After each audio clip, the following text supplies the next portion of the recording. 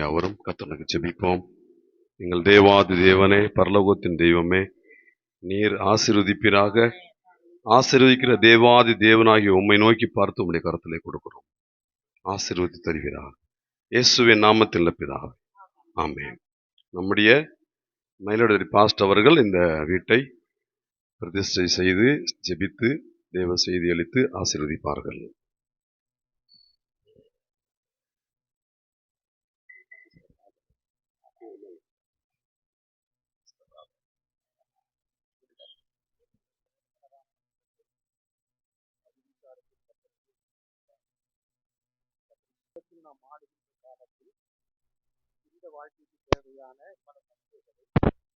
அவர் விரும்புகின்றார்.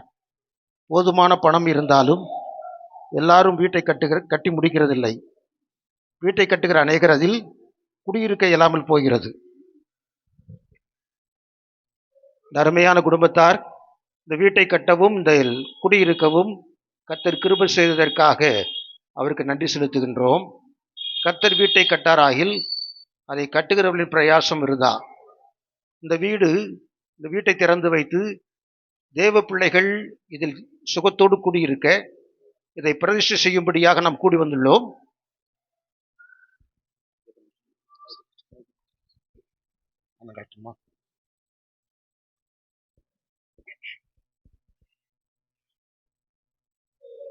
தேவ மக்கள் குடியிருப்புக்காக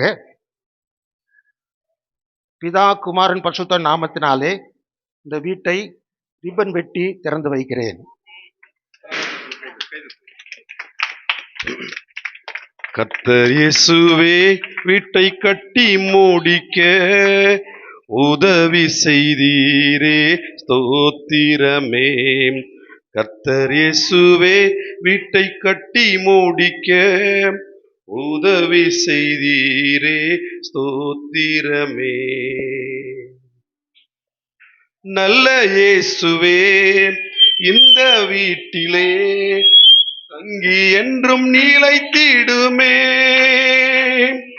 நல்ல இயேசுவே இந்த வீட்டிலே தங்கி என்றும் நீலைத்திடுமே.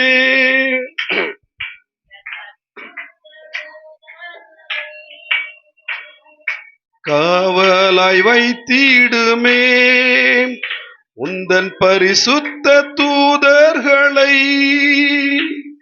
காவலாய் வைத்திடுமே எல்லா நாளிலுமே உந்தன் ஆசீர்வாதம் என்றென்றுமாய் தங்கட்டுமே. எல்லா நாளிலுமே உந்தன் ஆசீர்வாதம் என்றென்றுமாய் தங்கட்டுமே. உம்மடியானின் வீடு உமக்கு முன்பாக என்றென்றும் இருக்கும்படி. உம்மடியானின் வீடு உமக்கு முன்பாக என்றென்றும் இருக்கும்படி இதை ஆசீர்வதித்திடுமே. உந்தனின் கிருபையினால் இதை ஆசீர்வதித்திடுமே.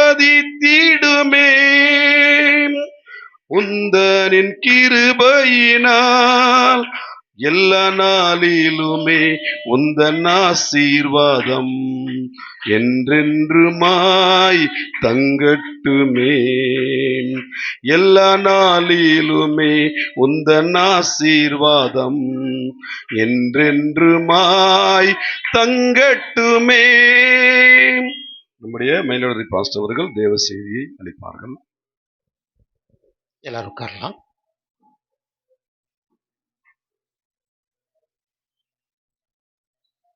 ஆண்டவருடைய நாமம் மகிமைப்படுவதாக. இந்த நாளிலே இந்த அருமையான மக்களுக்கு இந்த வீட்டை கொடுத்த தேவனுக்கு நான் நன்றி செலுத்துகிறேன். நம்ம எல்லாரும் அவருக்கு துதிகளையும் ஸ்தோத்திரங்களையும் நன்றிகளையும் செலுத்தும்படியாக கூடி வந்திருக்கிறோம். அப்படித்தானே? நமக்கு கிடைக்கிற நன்மை எதுவுமே நம்முடைய முயற்சி ஒரு பக்கம் இருந்தாலும் நம்மை படைத்த தேவனாய் கர்த்தராலே தான் நமக்கு என்ன செய்கிறது? கிடைக்கிறது. யாக்கோபு சொல்லுகிறார், நன்மையான எந்த ஈவும் பூரணமான எந்த வரமும் பரத்திலிருந்து உண்டாகி ஜோதிகளின் பிதாவிடத்தில் நினைச்சுக்கிறதா இறங்கி வருகிறது என்று சொல்லி நாம் பார்க்கிறோம். எனவே இந்த நன்மையை இந்த அருமையான குடும்பத்தாருக்கு பலராமன் ஐயா மற்றும் மனைவி பேர் என்ன, ராதா, குடும்பத்திற்கென்று கத்தர் கொடுத்ததற்காக அவர் சந்தோஷமா இருக்காங்க, நம்மளும் சேர்ந்து சந்தோஷப்படுறோம். அல்லேலூயா. அதாவது சொல்லப்போனா விசுவாசி வீட்டுக்கு ஒரு நன்மை கிடைச்சதுன்னா அது எல்லாருக்கும் கிடைச்சது மாதிரி தான். அல்லேலூயா. ஆனால் யாரும் இந்த வீட்டை சொந்தமாக்கி வந்துடாதீங்க. அவர் சந்தோஷத்தை நம்ம நினைச்சுக்கிறோம், சந்தோஷமாய் பங்கு பெறுவதற்கு ஆண்டவர் நினைச்சுகிறார், கிருபை செய்கிற தேவனாய் இருக்கிறார். நான் கிட்டத்தட்ட செய்தியை ஆயத்தப்படுத்தி கொண்டு வந்திருந்த போது அதில் கிட்டத்தட்ட பாதிக்கு மேல் ஐயா பிரசங்கம் பண்ணிட்டாங்க. ஆனாலும் அவர்கள் சொன்ன சில வார்த்தைகள் ஒரு பக்கம் நமக்கு ஆசீர்வாதமாய் இருந்தது என்பது உண்மை. வேறு கோணத்திலே இந்த வார்த்தைகளை நாம் சிந்திக்கும்படியாக தேவன் நமக்கு கிருபை செய்வாராக. மூலைக்கல் என்று சொன்னார்கள், அடுத்து அஸ்திவாரம் என்று சொன்னார்கள், அப்படித்தானே?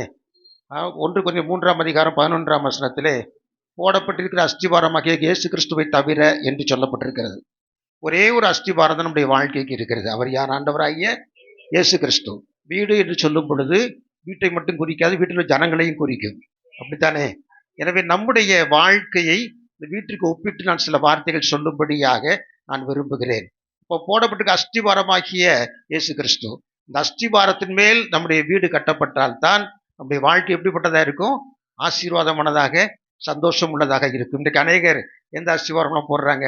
குறிகாரன் அஸ்திவாரம், வேற யார் மந்திரவாதி அஸ்திவாரம், இதெல்லாம் கேட்டு தன்னுடைய வாழ்க்கையை கட்ட முயற்சித்து கடைசியில் வச்சுறாங்க, வீணா போயிடுறாங்க. வாழ்க்கையில் அவன் மந்திரவாதியும் சூனியக்காரனும் மற்ற குறி சொல்றவனும் என்ன செய்யறான்? நம்மள்கிட்ட காசு வாங்குறதா உட்கார்ந்துருக்காங்க. அவங்க நமக்கு ஒண்ணுமே செய்ய முடியாது. ஆனா நல்லா ஏமாத்தி இருக்கிறதெல்லாம் நினைச்சுவாங்க, கறந்துக்குவாங்க. சொல்லுவாங்கல்ல, மலையாள மந்திரவாதின்னு சொல்லுவாங்க. எத்தனை ஆயிரங்கள் நினைச்சுவாங்களாம், கொடுப்பாங்களாம். வந்து பார்த்து என்ன செய்வான்? மலையாளத்துக்கு ஜஸ்ட் போயிடும், திரும்பி இங்கே வரமாட்டான். அதனால அவனுக்கு தெரியும், நாசக்காடா போனாலும் பரவாயில்ல, நம்ம காசு கிடைச்சி நிச்சயம் சந்தோஷமா போய்கிட்டு இருப்பான். எனவே நம்முடைய வீட்டை எதன் மீது கட்டுகிறோம் என்பது முக்கியமானது.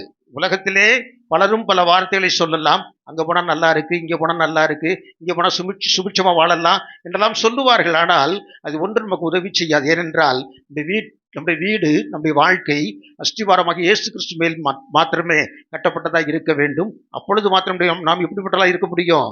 சந்தோஷம் உள்ளவர்களாக வாழ முடியும். எங்க சபையில் ஒரு சகோதரி இருக்கா, துர்கான்னு பேர். அவங்க பேரு, அவங்க கல்யாணமாகி கிட்டத்தட்ட 15-20 வருஷம் இருக்குன்னு நினைக்கிறேன். அவங்களுடைய முகத்தை பார்க்கும்போது நான் அவங்களுடைய கேட்பேன், உங்க முகம் எப்படி இப்போ நல்லா இருக்கா இல்லை முந்தி நல்லா இருந்துச்சான்னு கேட்பேன்.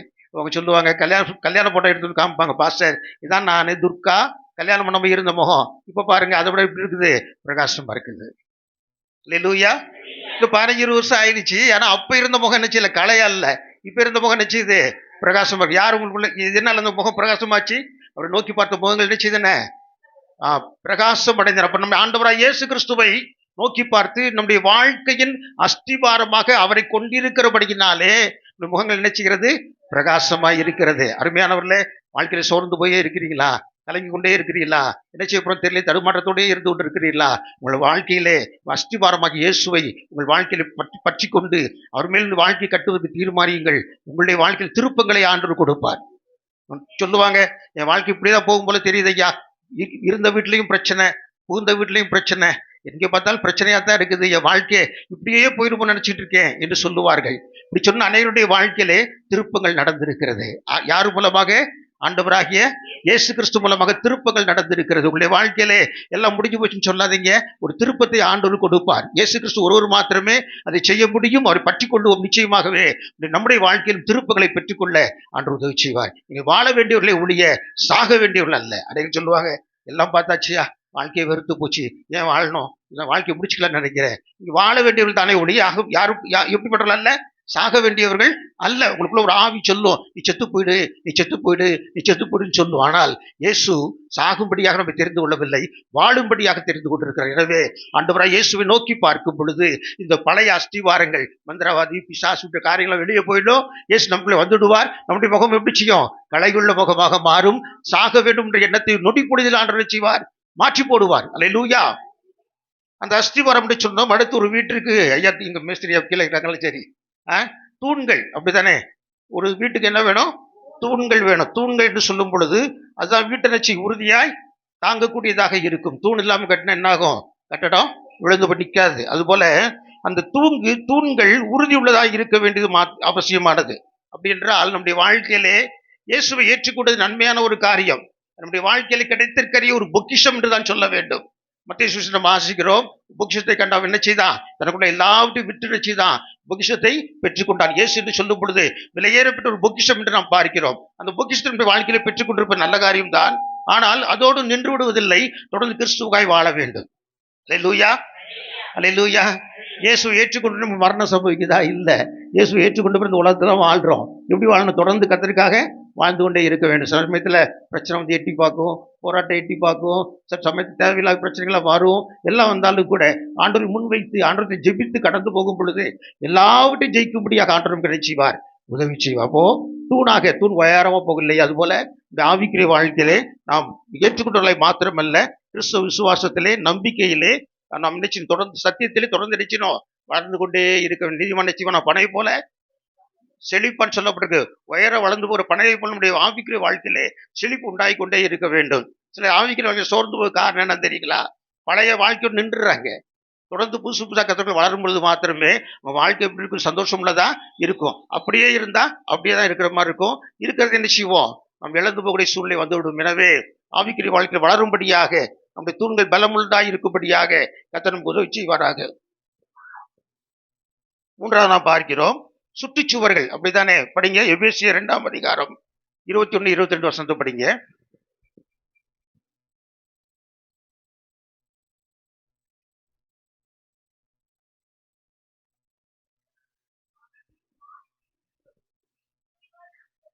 இசைவாய் இணைக்கப்பட்டு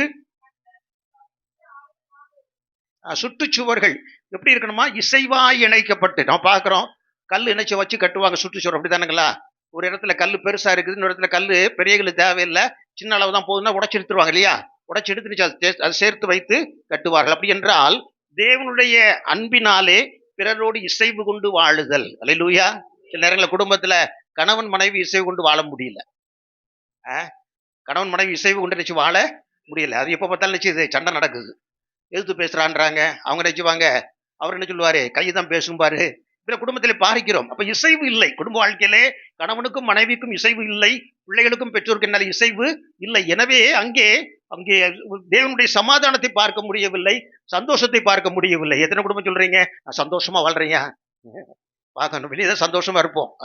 ஏதாவது ஒரு முக்கியமான ஃபங்க்ஷன் போனா நினைச்சுவோம், காதல கழுத்துல எல்லாம் அப்பி போட்டுக்கிட்டு நல்லா பட்டு புடவை கட்டிக்கிட்டு 2 பேர் சேர்ந்து வண்டியில போவோம். 2 பேர் சேர்ந்து வண்டியில போனாலும் 2 பேருக்குள்ள சமாதானம் இருக்காது. என்ன இருக்காது? ஏன்? இசைவு கிடையாது. இசைவு உண்டாக்குறவர் ஆண்டவரா இயேசு கிறிஸ்து மாத்திரமே. சண்டை நடக்குதா, பிரச்சனை இருக்குதா, கண்ணீர் வருதா, முழங்கால் போட்டு ஏசப்பா என் குடும்பத்துல இசைவு உண்டாகணும், என் குடும்பத்துல ஒரு சந்தோஷம் உண்டாகணும், என் குடும்பத்துல ஒரு சமாதானம் உண்டான்னு சொல்லி கேட்டு பாருங்க, கொடுக்காம இருக்க மாட்டார். ஆமென். அவர் கொடுப்பதற்கு தாங்க வச்சிருக்கிறாரு. கொடுக்கறத நினைச்சிருக்காரு, வச்சிருக்கிறாரு. உனக்கு தரமாட்டேன்னு ஆண்டு சொல்ல மாட்டார். இல்ல, நீ எனக்கு பிடிச்ச இஷ்டம் இல்ல, நீ எனக்கு பிரிய இல்லை, உனக்கு நான் தரமாட்டேன், சபை போற பிள்ளைகள் மட்டும் தான் தருவேன், மற்ற யாருக்கும் தரமாட்டேன்னு இயேசு சொல்லுவார். நினைக்கிறீங்களா? என்ன பிரதர், நினைக்கிறீங்களா? இல்ல, சபைக்கு போறவங்களுக்கும் கொடுக்குறாரு, போகாதவங்க கொடுக்குறாரு. அப்ப ஏன் சபைக்கு போறாங்க? போகாமல் பெற்றுக்கொள்ளும் பொழுது அந்த அந்த சந்தோஷத்தை அடக்க முடியாம சபைக்கு போறாங்க. ஆமென், ஆமென். கர்த்தருக்கு ஸ்தோத்திரம். இந்த இசைவு என்ற ஒன்று மிக முக்கியமானது. சில நேரங்கள்ல யாருக்குமே அன்பா பேசி பழக்கமே இருக்காது.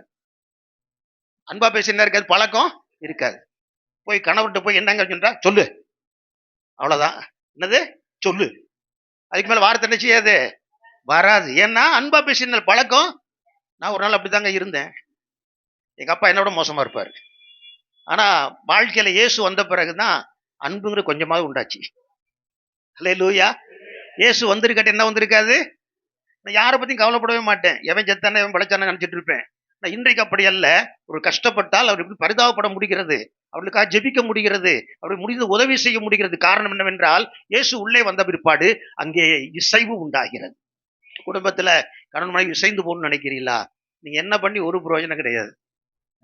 எல்லாரும் என்னென்னமோ சொல்லியிருப்பாங்க, எல்லாம் செஞ்சு பார்த்துருப்பீங்க. ரிசல்ட் என்னதான்? 0. ரிசல்ட் என்னதான்? 0. ஆனா இயேசுட்ட நோக்கி பார்த்து, ஆண்டவரே என் குடும்பத்தை அப்படித்தான் இருக்குது, என் புருஷன்ட்ட போய் ஏதாவது சொன்னா சொல்லுன்றாரு, நொல்லுங்கிறாரு, கடிக்கிறேன்றாரு, இப்படிதான் அவர் இருக்கிறாரு, அப்போ இப்படிப்பட்ட சூழ்நிலையில என் குடும்பத்திலே ஒரு சமாதானத்தை, இசைவை விரும்புறேன் சொல்லி கேட்டு பாருங்க.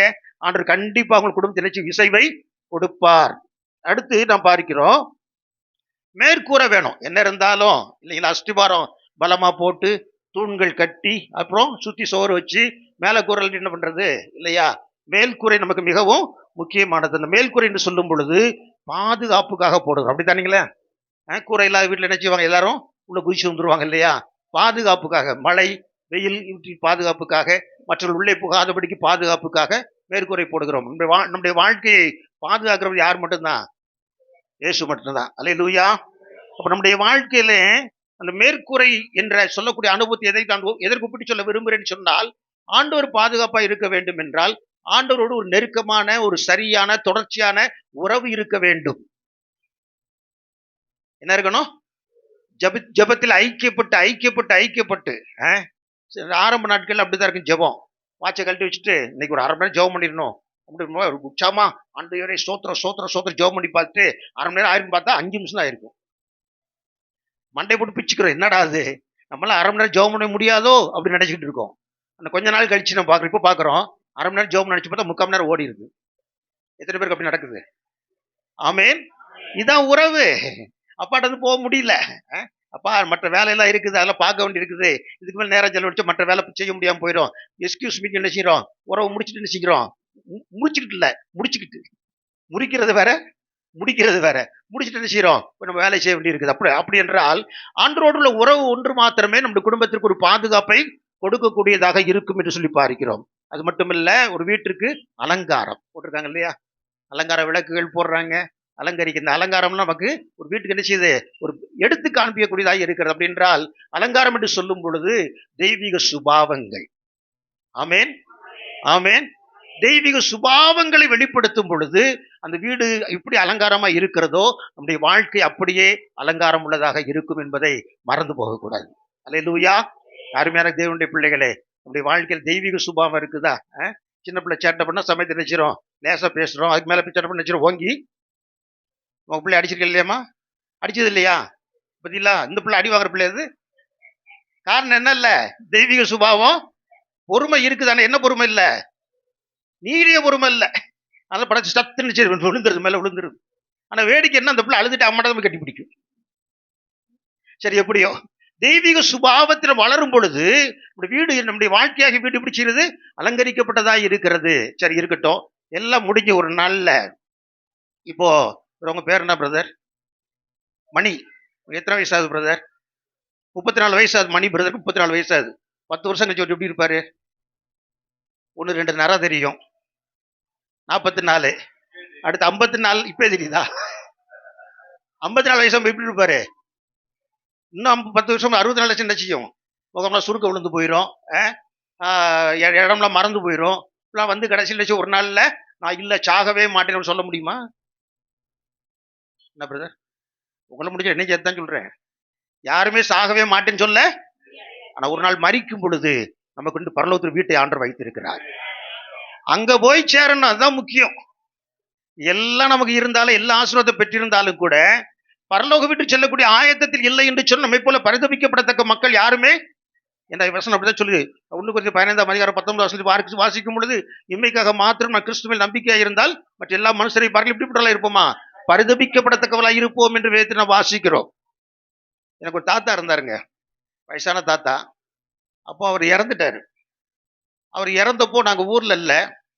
அப்போ திரும்பி நாங்க வந்த பிறகு எங்க பாட்டிகிட்ட போய் இந்த ஊர்ல என்ன சொல்லி கேதங்க அப்படின்னு சொல்லி என்ன சொல்லுவீங்க, கேதம் கேட்கறேன்னு சொல்லி வேற சொல்லுவீங்க, துக்கம் கேட்க போவீங்களா? Right, okay.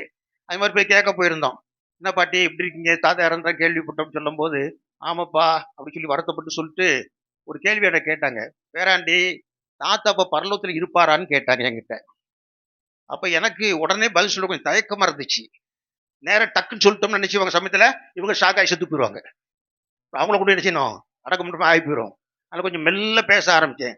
பாட்டி ஒரு கேள்வி தப்பா நினைச்சுக்காதீங்க, தாத்தா அந்த உலகத்துல இருந்தப்போ ஜெபம் பண்ணியிருக்காரான்னு கேட்டேன். ஜெபம் பண்ணது பார்த்ததே இல்லைப்பான்னு சொன்னாங்க. Right, okay.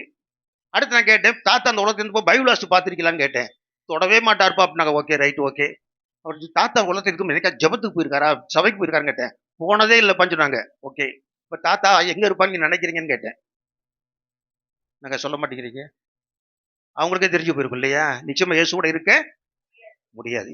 இங்க இயேசுவோட இருந்தா அங்க இயேசுவோட இருப்போம். இங்க இயேசுவோட இல்லைன்னா இயேசுவோட இருக்க மாட்டோம். இயேசுவோட இருக்கோ இல்லைங்கிறது எங்கே தீர்மானிச்சுக்கலாம்? இங்கேயே தீர்மானிச்சுக்கலாம். நான் எப்படிப்பட்ட மனுஷனா இருந்தாலும், இவ்வளவு மோசமானவனா இருந்தாலும், நிறைய பேர் நன்மை செஞ்சிருக்கேன், அதனால ஏசப்பனை பறந்து கொண்டு போறாங்கன்னு நினைச்சு ஏமாந்து போயிடாதீங்க. அவர் நம்முடைய நன்மை நினைச்சு கால்குலேட் பண்ண மாட்டாரு. நம்ம தீமை வச்சு தான் கால்குலேட் பண்ணுவார். ஏன்னா வசனம் என்ன சொல்லுது? தேவனுடைய பார்வையிலே நம்முடைய நீதி எல்லாம் எப்படி இருக்குதான்? அழுக்கான கந்தையை போல் இது சொல்லப்பட்டிருக்கிறது. நம்ம நினைப்போம், 4 பேருக்கு நன்மை செய்தேன், ஒருத்தருக்கு 10,000 ரூபாய் கொடுத்தேன், உங்களுக்கு கஷ்டப்பட்டப்போ 1,00,000 ரூபாய் கொடுத்தேன், எல்லாம் சொல்லிக்கிட்டே இருக்கலாம், எல்லாம் ரைட், ஓகே. ஆனா இதனால பரலோகம் போக முடியாது. வாழ்க்கையில இயேசு தூரமா இருந்துகிட்டு, கெட்ட பழக்கத்தை செஞ்சுக்கிட்டு, தேவையில்லாத காரியத்துல பேசிக்கிட்டு, தலையிட்டுக்கிட்டு, சண்டை போட்டுக்கிட்டு, ரோட்ல நல்ல கெட்ட பேர் வாங்கிக்கிட்டு, நான் நிறைய நன்மையா செஞ்சிருக்கையா, பரலோகத்துக்கு போயிடுவேன்னு சொல்லி கேட்டா போக முடியாது. மனுஷன் அப்படிதான் சொல்றாங்க, தான தர்மம் பண்ணா புண்ணியம் பண்ணா எங்க போயிடுவாங்களாம்? எப்படிங்க போக முடியும்? வாழ்க்கையில எல்லா பாவமும் இருக்குது, எல்லா கெட்ட பழக்கமும் இருக்குது. தான தர்மம் பண்ணா மட்டும், புண்ணியம் பண்ணா மட்டும் பரலோகத்துக்கு போயிட முடியுமா? அங்கே தீட்டுள்ள ஒன்று உள்ளே குடியிருப்பு வேதத்தில் சொல்லி இருக்குது. தீட்டு ஒண்ணுமே அங்க இருக்காது. மனசுல தீட்டுப்படுத்திக்கிட்டு நான் பரலோகத்துக்கு போய், நான் தீட்டுல இடமாச்சு, போக முடியுமா? அதனால நன்மையை நம்பி, நீங்க உங்களுடைய புண்ணியத்தை நம்பி, தானத்தை நம்பி வீணா போயிடாதீங்க, ஏமாந்து போயிடாதீங்க. இங்க இயேசுவோட இருந்தால், சொல்ல மாட்டேங்கிறீங்க, அங்க இயேசுவோட இருப்போம். இங்க இயேசுவோட இல்லைன்னா, இப்ப நீங்க கொஞ்சம் பேர் தான் இருக்கீங்க, உங்களை யோசித்து பார்த்துங்க, இயேசுவோட இருக்கேனா இல்லையா? ரெண்டு ஒரே கேள்விதான், இயேசுவோட இருக்கணும் அல்லது இல்லாம இருக்கணும். ஒண்ணு பதில் ஒண்ணுதான். ஒண்ணு இயேசுவோட இருக்கணும், இல்லாட்டி இயேசுவோட, ஒருவேளை இயேசுவோட இல்லாம இருந்தீங்கன்னா உங்க வாழ்க்கை பரிதாபம். இப்படியே போகும் என்று சொன்னால், உலகத்திலே மனுஷன் உலகம் முழுவதும் ஆதாயப்படுத்திக் கொண்டாலும் தன் ஜீவனை நஷ்டப்படுத்தினால் லாபம் என்ன? தன் ஜீவனுக்கு ஈடாக எண்ணத்தை கொடுப்பான்னு சொல்லியிருக்கு. உலகம் முழுக்க நீங்க சொந்தப்படுத்திட்டா கூட உங்க வாழ்க்கையில ஒரு நாள்ல ஆண்டு இல்லாம வாழ்ந்தீங்கன்னா உங்க வாழ்க்கையில் பிரயோஜனமே இல்லை. யோசித்து பார்ப்போம். ஆண்டவரே, நான் உங்களோட இருந்தேன், கொஞ்சம் வழி விலகிட்டேன், என்னோட பேசிட்டீங்க ஆண்டவரே, நான் வழி விலகி போக மாட்டேன், உங்களோட இருப்பேன் சொல்லுவோமா? என் வாழ்க்கை எப்பொழுதும் யாரோட இருக்கணும்? கண்களை மூடுவோம்.